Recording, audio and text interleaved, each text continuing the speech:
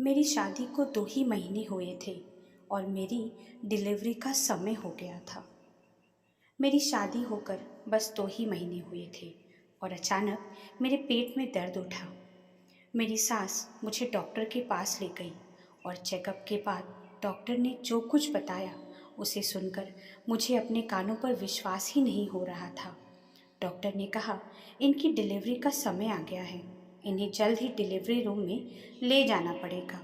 मुझे तो लगा कि ये सुनकर मेरा पति मुझे तलाक दे देगा, लेकिन उसने तो मेरे हाथों में हाथ लेकर कहा, चिंता मत करो, सब कुछ ठीक होगा। मैंने एक बच्चे को जन्म दिया, पर मुझे अभी भी विश्वास नहीं हो रहा था कि ये बच्चा मेरा है, क्योंकि शादी से पहले मेरा किसी लड़के के साथ कभी कोई रिश्ता नहीं था। मैं उस बच्चे को बिल्कुल भी अपने पास नहीं लेती थी, पर हैरानी जब होती जब मेरी सास रोते हुए मेरी माफ़ी मांगती। उनके ऐसे बर्ताव को जानने के लिए मैंने एक दिन उनके फ़ोन से अपने पति को मैसेज किया और उन्होंने जो रिप्लाई दिया उसे पढ़कर तो मैं बेहोश हो गई। मेरा नाम अंजू। मैं दिखने में बिल्कुल भी सुंदर नहीं थी। आंखों के चारों तरफ काले घेरे साफ नजर आते थे। बाल थोड़े थोड़े सफ़ेद हो गए थे। मैं थोड़ी मोटी भी थी और एक पैर से लंगड़ाती थी। पर हैरानी इस बात की भी होती कि मेरे कमरे में जो तस्वीर थी उसमें मैं बहुत सुंदर नजर आ रही थी। मेरी भाभी मुझसे 6 साल छोटी थी, फिर भी उनकी शादी हो गई। मुझे ऐसे चिंता में देखकर कहती, आप चिंता मत करो, एक दिन आपको भी कोई ना कोई पसंद कर ही लेगा। एक दिन मैं पूजा कर ही रही थी, तभी भाभी दौड़ी दौड़ी आई और कहने लगी कि दीदी जल्दी से तैयार हो जाओ, आपको लड़के वाले देखने आए हैं। मैं भाभी से कहने लगी कि मुझ जैसी लड़की को कौन पसंद करेगा। अगर आपने सच्चे दिल से भगवान से प्रार्थना की होगी तो ये लड़का आपको ज़रूर पसंद करेगा। मैं तैयार होकर हॉल में आई। वहाँ देखा कि लड़का और उसकी माँ बैठे हुए थे। लड़के की माँ ने बड़े प्यार से मुझे बुलाया और अपने पास बैठाया। लड़के को देखकर लग रहा था जैसे मैंने उन्हें कहीं देखा हो। मैं भगवान से प्रार्थना कर रही थी कि ये लोग मुझे पसंद कर ले। और उतने में लड़के की माँ बोली, हमें लड़की पसंद है और अगर आप लोगों को कोई दिक्कत न हो तो हम अभी अंगूठी पहनाना चाहते हैं। दोनों तरफ से हाँ हो गई और जल्दी से जल्दी शादी करने की तैयारियां शुरू हो गई। मैंने अपने घर वालों से साफ कह दिया था कि मुझे शादी धूमधाम से नहीं करनी है, क्योंकि मुझे डर था कि मैं बदसूरत होने के कारण लोग मुझ पर हंसेंगे। मेरी शादी हुई और मैं प्रतीक की पत्नी बनकर उसके घर आई। मैं बहुत खुश थी। थोड़ी देर में प्रतीक कमरे में आता है। वो भी खुश नज़र आ रहा था। उसने मेरा हाथ अपने हाथों में लिया और कहा कि पूजा, थैंक यू मेरी ज़िंदगी में आने के लिए, और गिफ्ट के तौर पर एक अंगूठी मुझे पहनाई। मुझे इन बातों पर विश्वास ही नहीं हो रहा था कि ऐसे कैसे हो सकता है। मैं इतनी बदसूरत और मोटी होने के बावजूद भी प्रतीक ने मुझे कैसे पसंद कर लिया।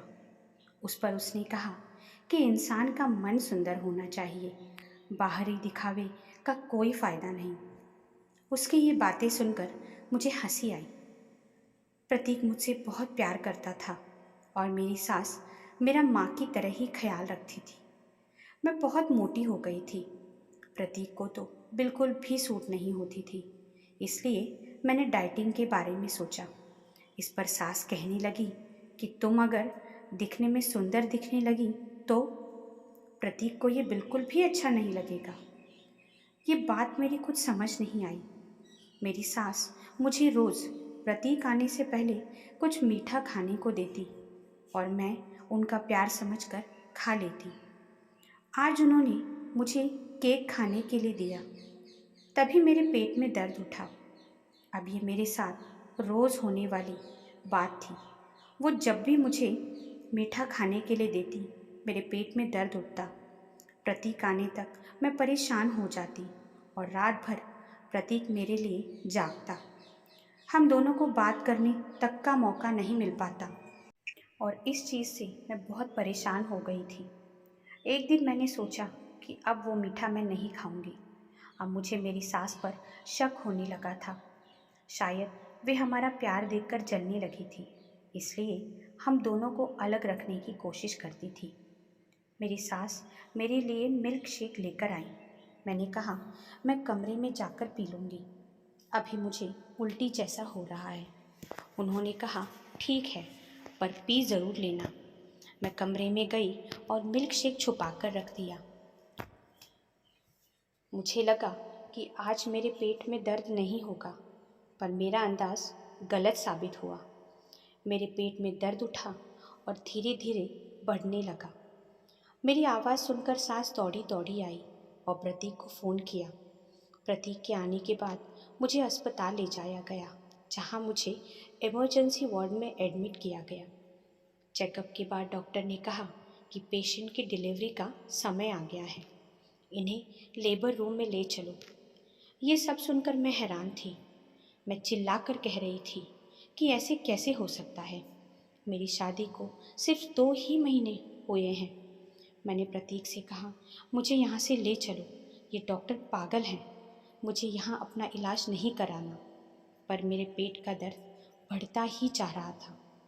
मैं ज़ोर ज़ोर से चिल्ला रही थी।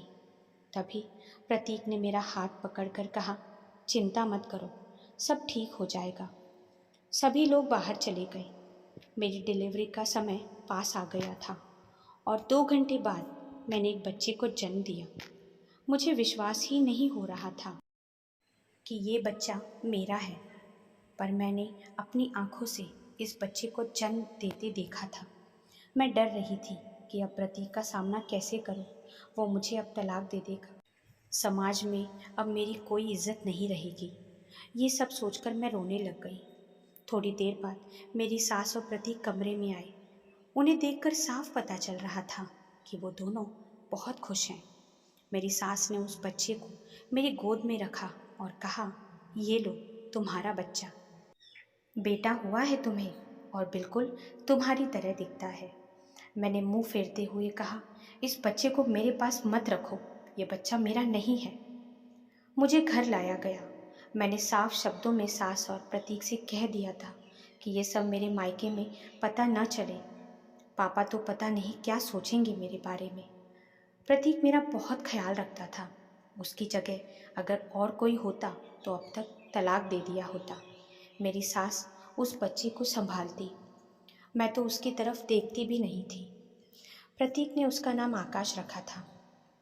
एक बात जो मैं समझ पा रही थी कि जब से ये बच्चा हुआ था, मेरी सास और प्रतीक के बीच बहुत लड़ाई होती थी, क्योंकि इससे पहले कभी प्रतीक ने अपनी माँ से इतनी ऊंची आवाज़ में बात नहीं की थी। जब भी वो बच्चा रोने लगता, मेरी सास उसे मेरे पास ले आती, लेकिन मैं उसे अपने पास नहीं लेती थी। मेरी सास रोते हुए मुझसे कहती, मुझे माफ़ कर दो, और जब मैं उनसे पूछती कि आप ऐसा क्यों कह रही हो, तो वे चुप हो जाती। एक दिन मैंने मेरी सास को प्रतीक से ये कहते सुना कि बुढ़ापे में मुझसे बच्चा नहीं संभलता, तुम तुम्हारी बीवी से कहो कि इसे संभाले, नहीं तो तुम इस बच्चे के लिए दूसरी माँ ले आओ। प्रतीक गुस्से में कहने लगा कि माँ, ये सब तुम्हारी वजह से हुआ है। अगर तुमने वो सब नहीं किया होता तो आज ये सब नहीं हो रहा होता। ये सुनकर मेरी सास रोने लग गई। थोड़ी देर बाद प्रतीक मेरे कमरे में आया और मेरे रूप की प्रशंसा करने लगा। प्रतीक सही में मुझसे बहुत प्यार करता था। बच्चे को जन्म देने के बाद मैं सच में बहुत सुंदर लगने लगी थी। मैं खुश थी, लेकिन मुझे मेरी सास पर शक आने लगा था। मुझे लगने लगा था कि मेरी सास जो मुझे रोज़ मीठा खाने के लिए देती थी, उसी की वजह से मुझे ये बच्चा हुआ है, क्योंकि जब से मुझे ये बच्चा हुआ था, उन्होंने मुझे मीठा देना बंद कर दिया था। प्रतीक ने अब बच्चा संभालने के लिए एक मेड रख दी थी। वो दिन भर बच्चे की देखभाल करती। एक दिन वो मुझसे बोली, दीदी, आपकी सास पागल है क्या? क्यों, क्या हुआ?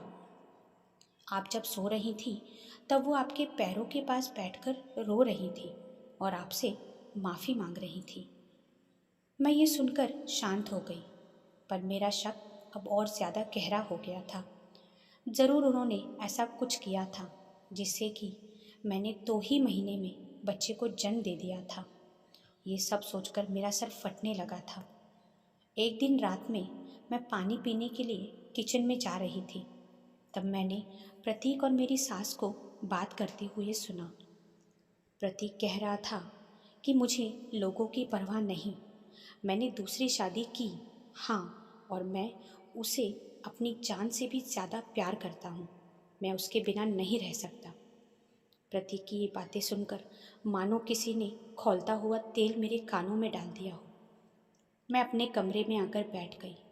थोड़ी देर बाद प्रतीक कमरे में आया और मुझसे कहने लगा कि थोड़ी देर पहले तो तुम्हारा मूड ठीक था, अब क्या हो गया। प्रतीक की दूसरी शादी की बात मुझे अंदर ही अंदर खाई जा रही थी, पर मैं चुप थी। मैंने प्रतीक से नींद की गोली मांगी और मैं गोली लेकर सो गई। मैं सुबह उठी तो प्रतीक ऑफिस जा चुका था और पता नहीं क्यों मेरा बहुत सिर दर्द कर रहा था। सामने ही मुझे मेरी सास का मोबाइल पड़ा दिखा। मैंने वो फ़ोन लिया और प्रतीक को एक मैसेज किया, अंजू का क्या करना है। मेरे दिल की धड़कनें बढ़ गई थी, बहुत डर लग रहा था। उतने में प्रतीक का फ़ोन आता है। मेरे तो हाथ पैर डर के कारण कांपने लगे। मैंने बहुत हिम्मत करके फ़ोन उठाया। सामने से मेरे बिना कुछ बोले प्रतीक कहने लगा, माँ, तुम अंजू के पीछे क्यों हाथ धोकर पड़ी हो? उसने तुम्हारा क्या बिगाड़ा है? मैंने अपनी मर्जी से उससे शादी की है। तुम्हें पता है ना, 2 साल पहले मैंने अपनी मर्जी से अंजू से लव मैरिज की थी। तुम्हारा कहना था कि मैं तुम्हारी पसंद की लड़की से शादी करूं, और उसी कारण मैंने अंजू से कोर्ट मैरिज की। जब वो दुल्हन बनकर अपने घर आई, तुमने हम दोनों में गलतफहमी लाने की कोशिश की, हमें अलग करने की कोशिश की, और जब इतना करने पर भी हम अलग नहीं हुए तो तुमने अंजू के साथ इतना बड़ा हादसा करने की कोशिश की ताकि उसकी मौत हो जाए। तुम इतनी कठोर कैसे हो सकती हो माँ? कोई अपनी ही बहू के साथ, याद है उसे कितनी चोटें आई थी। डॉक्टर भी हैरान थी कि वो इतना सब कुछ होने के बावजूद बच कैसे गई, और वो कोमा में चली गई। जब तुम्हें पता चला कि वो माँ बनने वाली है, तब तुम्हें अपनी गलती का एहसास हुआ और तुमने मुझे सब सच बताया। पर कोमा से बाहर आने के बाद अंजू को पहले का कुछ भी याद नहीं था। उसे तो यही लग रहा था कि उसकी अभी तक शादी ही नहीं हुई है और इसलिए उसके माँ बाप उसे ले गए हैं। तुम्हें याद है जब अंजू की भाभी का फ़ोन आया था और उन्होंने कहा था कि दीदी को फिर से शादी करके ले जाओ, क्योंकि उन्हें अभी तक यही लगता है कि उनकी शादी ही नहीं हुई है और वो डिप्रेशन में जा रही है। तब हम अंजू के घर फिर से उसका हाथ मांगने गए थे। जब वो शादी करके घर आई तो तुम उसका बहुत ख्याल रखने लगी थी। उसकी दवाइयों की भी जिम्मेदारी तुम पर थी और तुम उसे मीठा देने के बहाने से उसे समय से दवाइयाँ देती थी, और तुम अब फिर से लोगों की बातों में आ रही हो। मैंने अंजू से दूसरी बार शादी की, पर सिर्फ दिखाने के लिए। वो बेचारी तो अभी भी इसी सदमे में है कि वो 2 महीने बाद ही बच्चे को कैसे जन्म दे सकती है, और इसी वजह से उसने अपने ही बच्चे को अपने से दूर रखा है।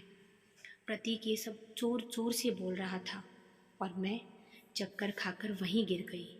आँख खुली तो मैं अस्पताल के बेड पर थी। मुझे पहले का सब कुछ याद आ गया था और मैंने प्रतीक से अपने बच्चे को अपनी गोद में लिया। बस इससे बड़ा सुख दुनिया में और कोई नहीं। मेरी सास ने मुझसे माफ़ी मांगी और मैंने माफ़ कर दिया। हालांकि ये इतना आसान भी नहीं था, क्योंकि इतना सब कुछ उन्हीं की वजह से हुआ था। पर शायद भगवान मुझे भी माफ़ी दे, क्योंकि जाने अनजाने में मैंने भी अपने बच्चे को खुद से दूर रखा। साथियों, कहानी कैसी लगी कमेंट करके ज़रूर बताना और चैनल को लाइक और सब्सक्राइब ज़रूर करना।